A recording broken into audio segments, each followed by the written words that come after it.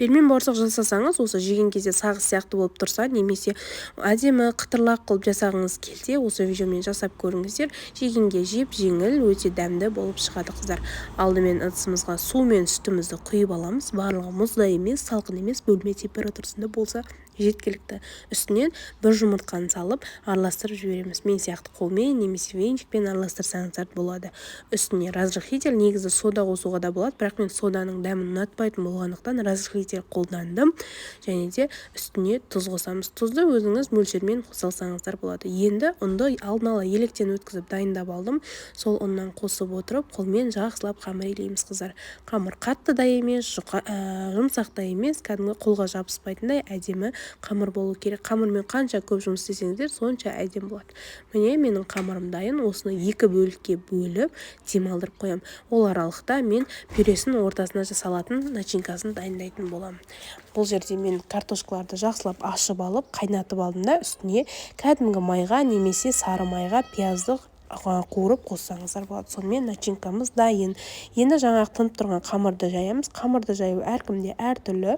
Мысалы үшін мен үстіне қолмен басып алып, кейіннен оқтаумен бір шетінен дәл осылай жайып алатын боламын. Қамырым всегда зор болып шығады деп айта алмаймын, бірақ дөңгелек әдемі барлық жер біркелкі болып шығады қыздар. Осылай жайылған қамырды кесу үшін бірінші кішкене ұрпақ сеуіп аламыз, өйткені жабысып қалмау үшін. Сіз түйіп жатқан кезде бір өзіңіз түйетін болсаңыз, ұзақ түйсеңіз қамыр жабысып қалуы мүмкін, сондықтан кішкене ұрпақ сеуіп қойыңыздар. Қамырды пельменге қалай кесесіздер, дәл солай кесіп аласыздар. Бұл жерде осы видеода көрсетілгендей етіп жасаңыздар. Кәдімгі мантыға жасайтындардың, бірақ кішірек қылып жасайсыздар қыздар. Біреулері үлкендеу, біреулері кішілеу, пельмен бауырсақты өздеріңіздің размеріңізге қарай қалағанша жасай бересіздер. Мүмкін мысалы үшін мен барынша кішкентай болғанын қалаймын, ал біреулер үлкен болғанын қалайды. Мына жерде видеода сіздерге среднейін көрсеттім. Дәл осылай бір-бірінің үстіне қойып, 4 бұрышты етіп кесіп ала бересіздер. Начинкасын арнайы дайындап қойған начинкасын салып, дәл осылай түйемін мен. Сіздер қалай түйетіндеріңізді білмеймін, ол өз қалауларыңызға түйе берсеңіздер болады. 2-3-еуін көрсеттім, сіздерге менің түйгенім ыңғайлы болсын, көрінсін деп қыздар.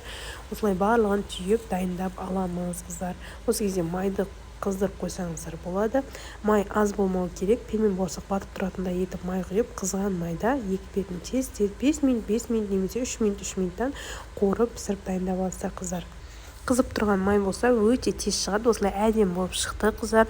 Ал бұл жерде мен бір зуаланы әдейі сіздер үшін бөліп қойдым да көрдім. Бір зуала 1 кило 200 граммдай шықты. Оның шет-шетінде кішкене кесілгендері бар. Сонда бір зуаладан 1,5 килодай пельмен бауырсақ шығады екен қыздар. Міндетті түрде жасап көріңіздер. Арнама жазылмаған болсаңыздар жазылып алыңыздар.